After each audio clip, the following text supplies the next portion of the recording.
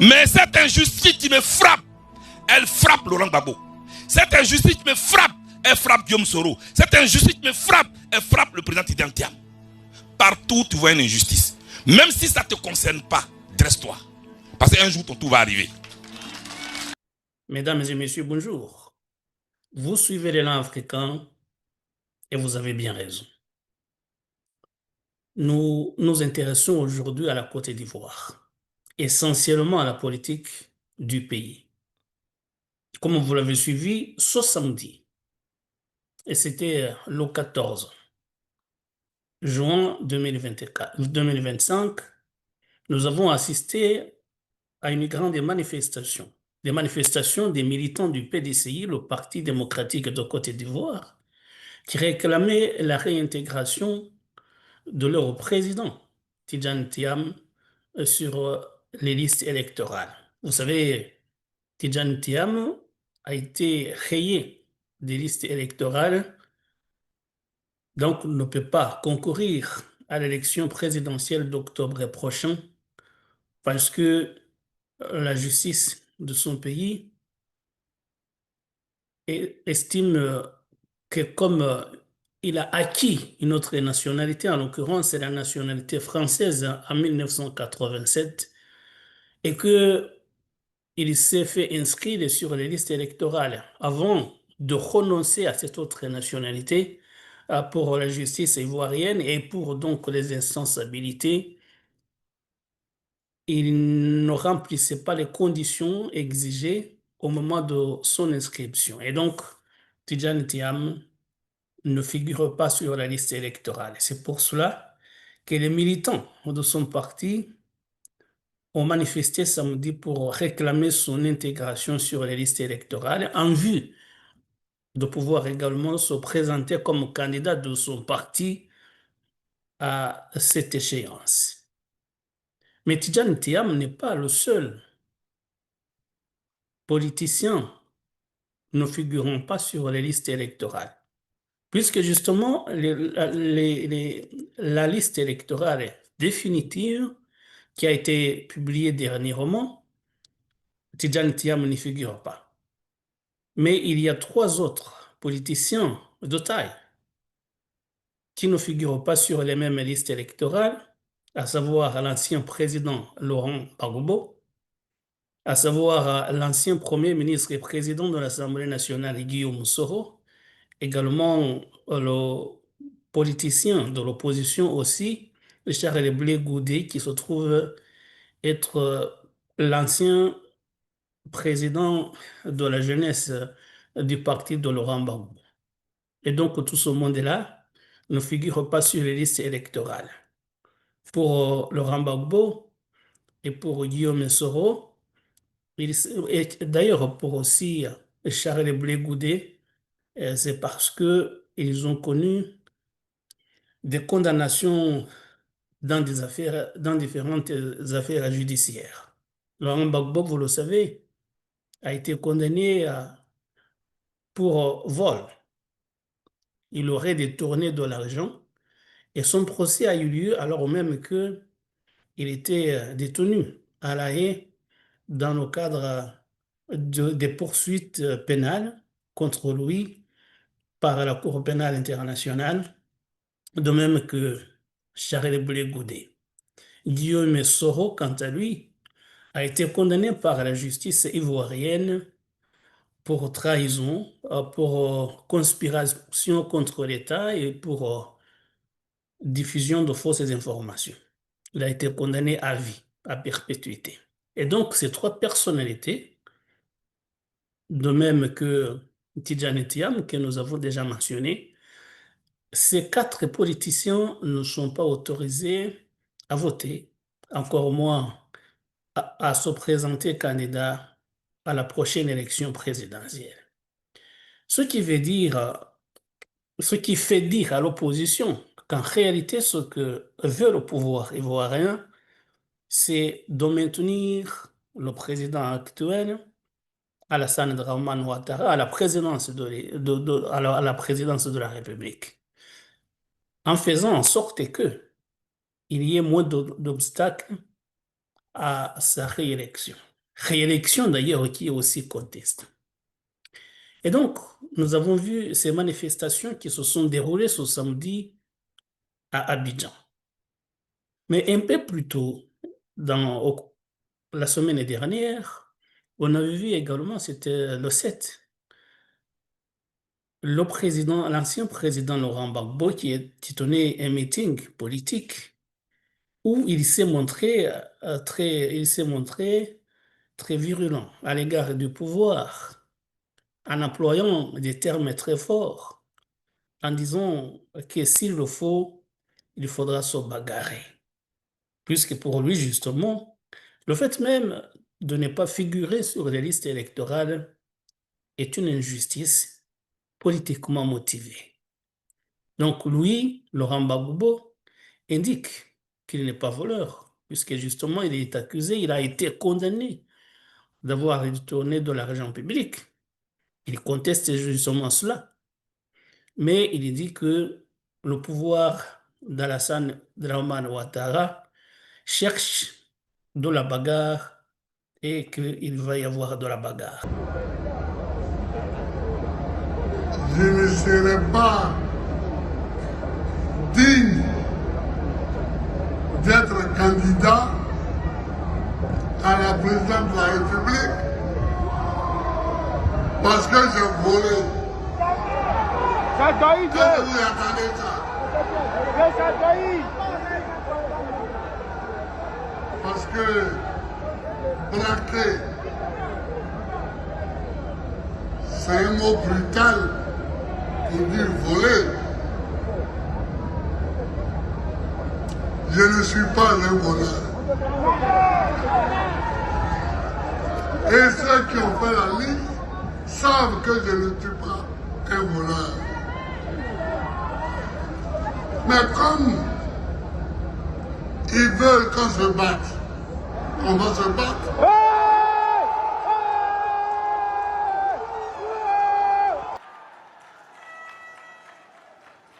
Ils m'ont trouvé. Ils cherchent la bagarre. Bon, on va se battre. Que c'est eux, ils ont déjà donné leur coup sur mon visage. Maintenant, ils cherchent où il va donner son coup. Ça me regarde. Des propos, évidemment, qui ne sont pas passés inaperçus puisque le porte-parole du parti au pouvoir a tenu à répondre à l'ancien président Laurent Gbagbo. Quand vous voyez, même parlant des bagarres, je vais bagarrer, il ne dit jamais nous allons bagarrer. Il dit si c'est la bagarre, je vais faire la bagarre. Donc soyez rassurés, Gbagbo, il a toujours proféré des menaces, mais on sait ce qui en est suivi. Peut-être la seule fois où il avait gagné, c'est quand il a fait sortir les gens dans la rue, mais la fin, on la connaît. Où est Gueye aujourd'hui? Alors, donc, c'est vous dire que ce n'est pas la première fois. Même quand il a perdu les élections en 2010, au lieu de partir, il a voulu rester, s'accrocher. Malgré toutes les rencontres qui ont été organisées par la communauté internationale, malgré toutes les supplications, Gbagbo Laurent est resté intraitable. Donc, vous voyez, ce sont des discours guerriers. Et aujourd'hui, la Côte d'Ivoire n'en a pas besoin. Donc, nous n'avons pas peur de ce type de discours parce que ça n'ira nulle part. Quoi qu'il en soit, l'opposition reproche au pouvoir actuel de vouloir faire en sorte que le président Alassane Dramane Ouattara ait moins d'obstacles possibles sur sa route vers sa réélection. Mais ce qu'il faut aussi savoir, c'est qu'au-delà même de la politique interne, l'opposition ivoirienne reproche au président Ouattara d'être en réalité un supplétif des impérialistes étrangers. Ça veut dire en fait qu'il est pour là, mais qu'il roule en réalité pour des grandes puissances internationales, notamment l'ancienne puissance coloniale et qui est la France. D'ailleurs, selon certains analystes, si le président Ouattara, son maintien au pouvoir, au mépris de la constitution de son pays, même si lui, il estime que il y a eu un référendum en 2016 qui lui permet de rester indéfiniment au pouvoir, ce que conteste l'opposition. En fait, l'opposition lui reproche en réalité de rouler pour la France. Ce serait la France qui a demandé à Alassane Draman Ouattara de se maintenir au pouvoir. Ça veut dire qu'il est là pour les intérêts des autres, les intérêts des puissances étrangères, ce qui en réalité serait une trahison, puisque justement, il devrait normalement présider pour les intérêts des Ivoiriens. Mais s'il est là pour présenter les intérêts des puissances extérieures, cela constituerait normalement une sorte de trahison. Mais c'est ce que dit l'opposition. Mais ce ne sont pas seulement les opposants internes qui lui reprochent cela. Nous avons évoqué sur cette chaîne les propos tenus par les dirigeants de l'AES, l'Alliance des États du Sahel, notamment le président burkinabé, le capitaine Ibrahim Traoré, qui reproche à la Côte d'Ivoire de travailler à la solde des puissances étrangères en évoquant surtout la France. Donc, les dirigeants de l'AES, mais pas seulement le capitaine Ibrahim Traoré, aussi le président nigérien, nous avons évoqué également ses propos sur cette chaîne, le général Tiani, qui accuse nommément la Côte d'Ivoire et le Bénin de vouloir déstabiliser le territoire de l'AES, de l'Alliance des États du Sahel, au profit des puissances étrangères. Et donc, ça veut dire que cette élection ivoirienne à venir revêt des intérêts, des enjeux nationaux, mais également géostratégiques. Le président ivoirien qui est en place actuellement représenterait en réalité les intérêts des étrangers. Il ne serait pas nationaliste. C'est quand même une accusation grave.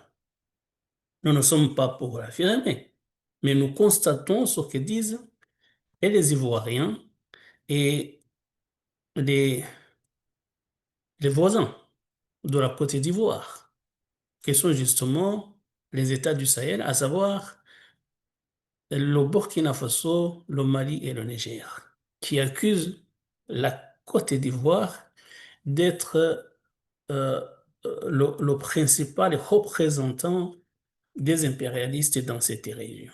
Ça veut dire que la candidature d'Alassane Ouattara, qui aux yeux de l'opposition ivoirienne est illégale et illégitime puisque il a fait déjà ses 2 mandats autorisés par la Constitution, cette candidature serait en réalité poussée par des puissances extérieures. Et donc, les opposants radiés des listes électorales, enfin, pas radiés peut-être, pas inscrits sur les listes électorales, seraient en réalité justement mal vus par ces puissances extérieures qui ont comme représentant le président actuel. Ça veut tout dire. Ça veut dire que le président Alassane Draman Ouattara est perçu par ses compatriotes comme un agent de l'impérialisme étranger. Et c'est pour cela que ses opposants ont décidé de se battre jusqu'au bout. Nous avons mentionné le cas du président du PDCI, Tidjane, qui a saisi des instances internationales et qui veut se battre jusqu'au bout. On voit justement les manifestations qui ont eu lieu à Abidjan samedi dernier, nous avons vu les propos un peu forts, violents d'ailleurs, de l'ancien président Laurent Gbagbo. Il y a également Charles Blé Goudé qui a employé des mots très forts. Mais tout ça, justement, tous ces opposants qui devraient prétendre légitimement à la magistrature suprême, c'est leur droit, veulent se battre jusqu'au bout. Est-ce qu'ils vont avoir gain de cause? On verra. On verra. Mais pour l'instant, justement, la bagarre est très rude. Le président Alassane Ouattara devrait annoncer publiquement très prochainement sa candidature à l'élection présidentielle d'octobre prochain. Mais les autres également, qui ne figurent pas sur les listes électorales, n'ont pas encore dit leur dernier mot. C'est une bagarre farouche. Sur le plan politique, bien sûr, il n'y a pas de violence pour l'instant. Il n'y a pas de violence physique, mais ce sont des bagarres politiques qui sont très rudes. Et chacun est déterminé à défendre ses droits. On verra ce que ça va donner.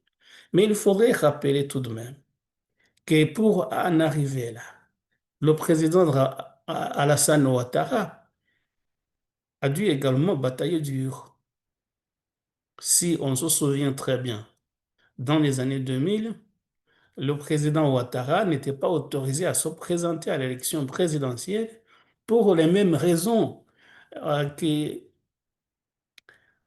que, par exemple, le cas de Tidjane Thiam, à qui on reproche d'avoir acquis une autre nationalité, ça veut dire la nationalité française. Et à l'époque, on reprochait à Alassane Ouattara d'être en réalité un Burkinabé. Et il y avait un concept alors qu'on appelait l'ivoirité, et lui, il ne remplissait pas les conditions nécessaires pour prétendre à la candidature à l'élection présidentielle.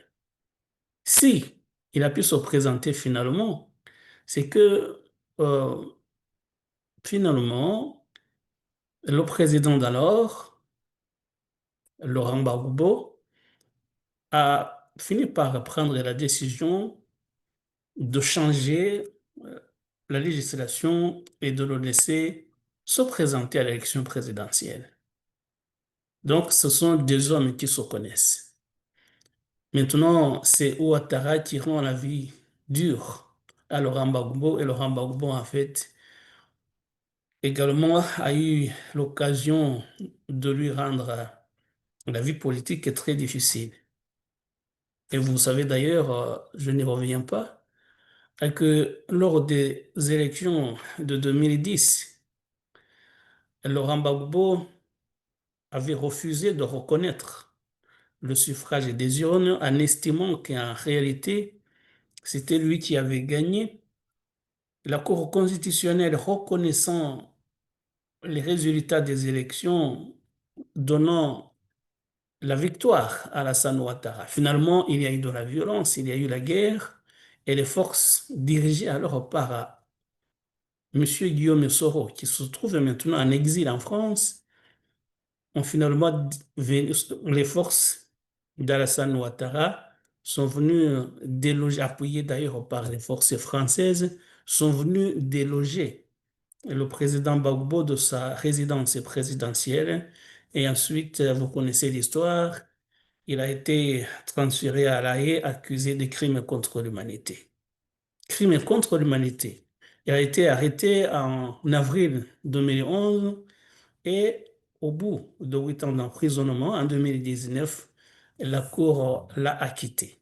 Il a pu rentrer dans son pays en 2021 et maintenant qu'il voudrait encore une fois briguer le mandat présidentiel, il est accusé, la législation de son pays ne le lui autorisait pas.